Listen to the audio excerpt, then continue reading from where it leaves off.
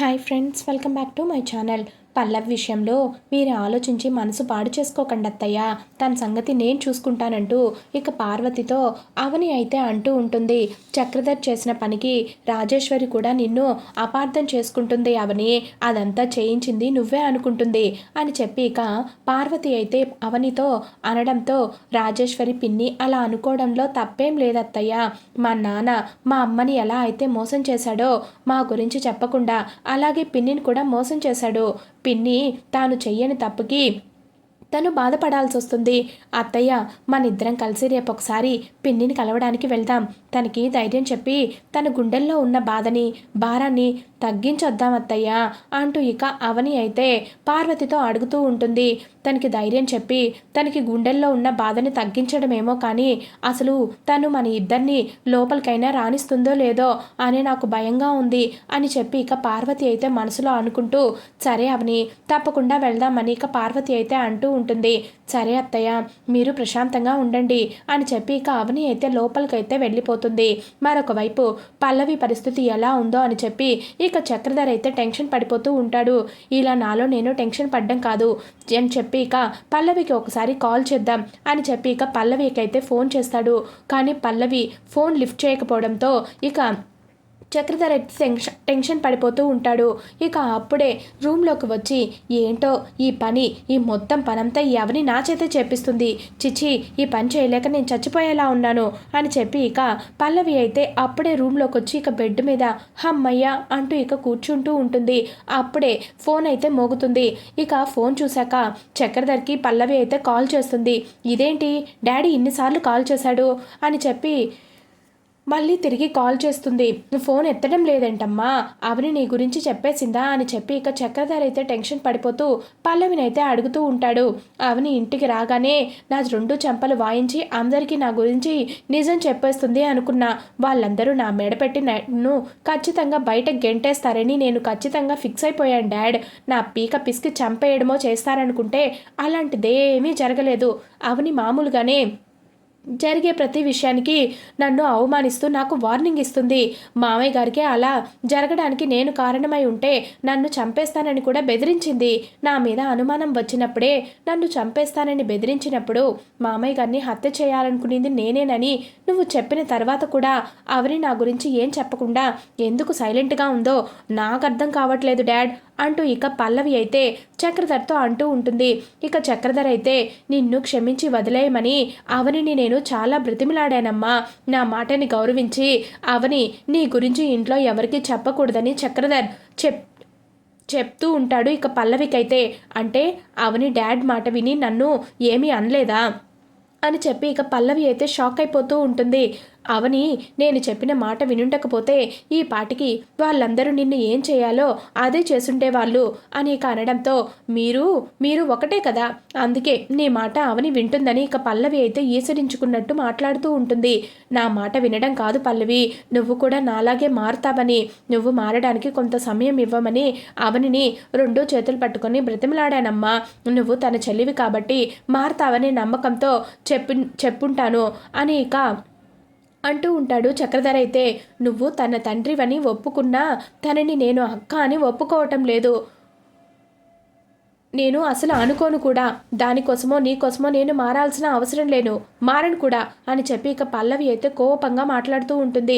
ఈ పౌరుషాలు దేనికి పనికిరావు పల్లవి, నేను చెప్పింది అర్థం చేసుకో అమ్మా. అవని చెప్పినట్లు వెంటనే చెయ్యి, నీకే మంచిది అని చెప్పి ఇక చక్రధర్ అనడంతో నువ్వు నీ కూతురు చెప్పినట్లు నేను వినాలా? అది జరగని పని, నువ్వు వినకపోతే తప్పదు. అవని చెప్పినట్లు వినడం తప్ప నీకు వేరే ఆప్షన్ లేదు పల్లవి. మీ మావయ్యని తోసేసింది నువ్వే అని తెలిస్తే అవని నిన్ను ఏం చేయకపోయినా నీ భర్త కమల్ నిన్నేం చేస్తాడో నువ్వే ఊహించుకో, అది గుర్తుపెట్టుకో.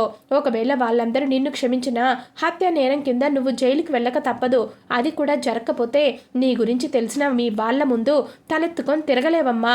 అందరూ నిన్ను దోషిలా చూస్తుంటే అది నీకు భరించలేని నరకంలా ఉంటుంది. నువ్వు ఒక్క నిమిషం కూడా ప్రశాంతంగా ఉండలేవు. తప్పు చేసినప్పుడు పశ్చాత్తాపంతో మారడానికి ప్రయత్నించాలే కానీ పౌరుషాలకు పోయి ఆవేశాలకు పోతే ఎలాంటి ఉపయోగం ఉండదు పల్లవి. అర్థం చేసుకొని నేను చెప్పినట్లుగా మారడానికి ప్రయత్నించమ్మా. ఆ ఇంట్లో వాళ్ళు చెప్పినట్టు మంచిగా నడుచుకో అని ఇక చక్రధర్ అయితే పల్లవికి గీతోపదేశం చేస్తూ ఉంటాడు. సరే ఇంతగా చెప్తున్నావు కాబట్టి అందరూ చెప్పినట్లే మంచిగా ఉంటానులే అని ఇక పల్లవి అయితే కోపంగా ఫోన్ అయితే పెట్టేస్తూ ఉంటుంది. ఇక ఎండాకాలం కావడంతో అందరూ ఆరు బయట పడుకుందామని ఇక మంచాలైతే వేసుకుంటూ ఉంటారు. వీళ్ళకి అవని వాటర్ బాటిల్స్ అయితే తెచ్చిస్తూ ఉంటుంది. వదిన నాకు ఒక్క విషయం అర్థం కాలేదు అంటూ ఇక కమల్ అయితే అవనితో అంటూ ఉంటాడు. ఎప్పుడూ లేనిది పల్లవి మా అందరికీ వడ్డించడం, నువ్వు మంచినీళ్ళు అనగానే పరుగెత్తుకుంటూ వెళ్ళి తీసుకురావడం, పల్లవిలో ఇంత చేంజ్ అసలు ఎలా సాధ్యం వదిన, ఎలా వచ్చిందంటావు అని అంటూ ఉంటాడు. ఇక కమల్ అయితే ముందు ముందు ఇంకా చాలా మార్పులే చూస్తావులే కన్నయ్య, నువ్వే చూస్తావు కదా అని అంటూ ఉంటుంది. ఇక అవని అయితే అదే నాకు అర్థం కావట్లేదు, తనలో అంత మార్పు రావడానికి ఏంటా కారణం, కొందరు చెప్తే మారడు, పరిస్థితులను బట్టి మనమే మారాల్సి వస్తుంది, పల్లవిలో కూడా అలాంటి పరిస్థితులే మార్పును తీసుకొచ్చాయి, ఇది కూడా అలాంటిదే అని ఇక అవని అయితే కమల్కైతే చెప్తూ ఉంటుంది. ఇక ఎక్కడ అవని తన గురించి చెప్పేస్తుందా అని చెప్పి ఇక దూరం నుంచి పల్లవి అయితే నక్కి నక్కి వాళ్ళ మాటలు వింటూ ఉంటుంది. ఇంతలో పల్లవి భుజం మీద వెనక నుంచి చెయ్యి వేస్తుంది అవని. దీంతో పల్లవి ఒక్కసారిగా హవాక్ అయిపోతుంది. ఏం చేయాలో చెప్పక్క అని ఇక పల్లవి అడిగితే అతి వినయం ప్రమాదకరమని నాకు తెలుసు, ఈ అతే వద్దు, నీలో మార్పుకి కారణం ఏంటని కమల్ అడుగుతున్నాడు. చెప్పమంటావా? రేపటి నుంచి తెల్లవారి దగ్గర నుంచి నువ్వేమేం పనులు చేయాలో నీకు లిస్టు రాసి ఇచ్చాను కదా, ఆ లిస్టు ఫాలో అయిపో అని చెప్పి కనడంతో సరే అక్క చూస్తాను, ఏదైనా తేడా వస్తే తెలుసుగా ఏం జరుగుతుందో అని చెప్పి ఇక అవని అయితే మరొకసారి పల్లవికి వార్నింగ్ ఇస్తూ ఉంటుంది. వద్దక్క వద్దు, అన్ని పనులు నేనే చేస్తాను అని చెప్పి ఇక పల్లవి చెప్తుంది. ఇక అవని అటు వెళ్ళిపోగానే ఇదంతా నా కర్మ కర్మ కర్మ అంటూ ఇక తల బాదుకుంటూ ఉంటుంది.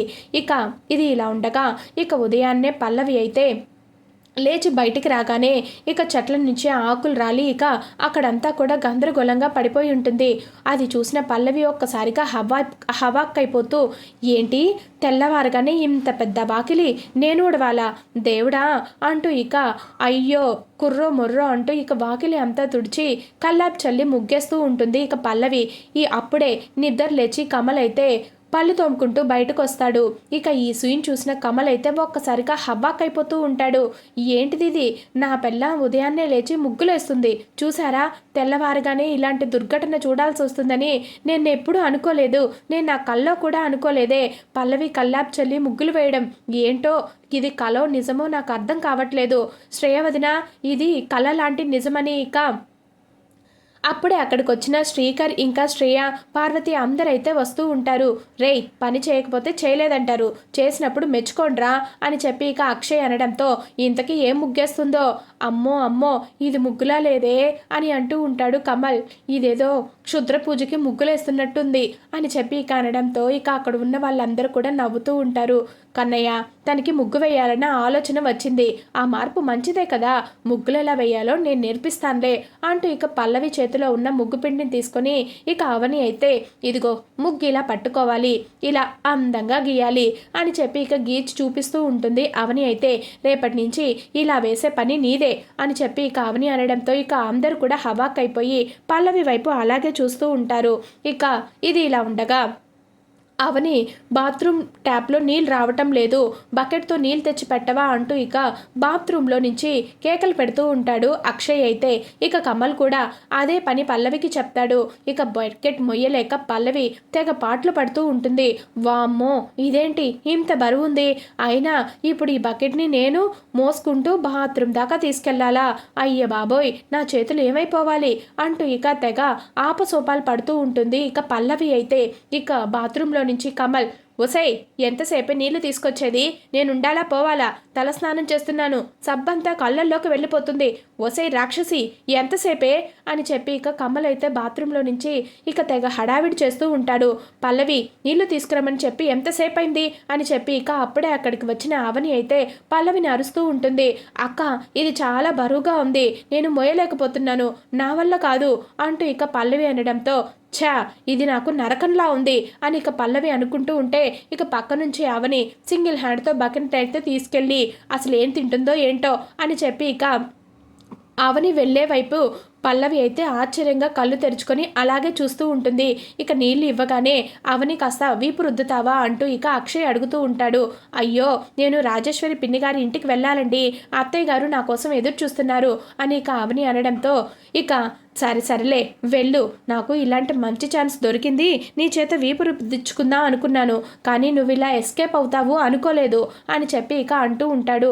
ఇక పల్లవినైతే వసై రాక్షసి ఎక్కడ చచ్చావే, నీళ్లు తీసుకురమ్మని ఎప్పుడు చెప్పాను, ఇంకా తీసుకురావాలి, ఇంకా తీసుకురాలేదేంటి అంటూ ఇక బాత్రూంలో నుంచి పెద్దగా కేకలు పెట్టడంతో ఇక పల్లవి వస్తున్నాను బావా వస్తున్నాను, ఈ బకెట్ ఎంత బరువుగా ఉందో తెలుసా, దీన్ని మొయ్యలేక చచ్చిపోతున్నాను నేను అని చెప్పి ఇక అంటూ ఉంటుంది. ఇక కమల్కి నీళ్ళు ఇవ్వడానికి ఆపసోపాలు పడుతూ పల్లవి అయితే అక్కడికి వెళ్ళిన తర్వాత ఇక పల్లవి చేయి పట్టుకొని ఇక కమల్ అయితే బాత్రూంలోకి అయితే లాగుతూ ఉంటాడు.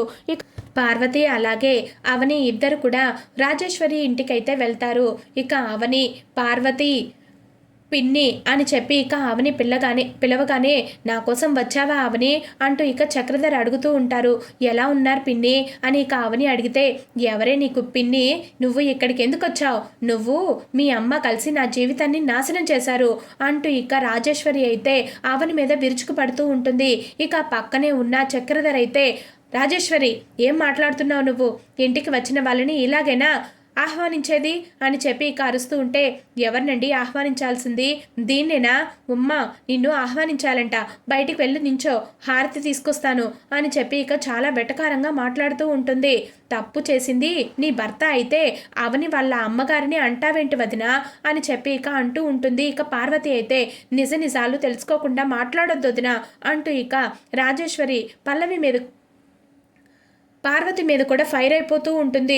ఓహో అత్త కోడలు ఇద్దరు కలిసి నా మీదకు దండయాత్రకు వచ్చారా, నేను ఇలా ఉన్నానా పోయానా లేదా అని చూడ్డానికి వచ్చారా, నేను పోతే వాళ్ళమ్మకి రూట్ క్లియర్ అయిపోతుంది కదా, అది తెలుసుకోవడానికే వచ్చావా వదిన, నేను నీ ఇంటి ఆడపడుచుని, సానుభూతి అయినా లేదా నీకు అని చెప్పి ఇక పార్వతి మీద విరుచుకు పడుతూ ఉంటుంది. ఇక రాజేశ్వరి అయితే బొసే నువ్వు దాని మీద పడతావేంటే, మీ వదిన అలా ఆలోచించేది కాదు అంటూ ఇక పక్కనే ఉన్న భానుమతి అయితే రాజేశ్వరిని శాంతించపరుస్తూ ఉంటుంది.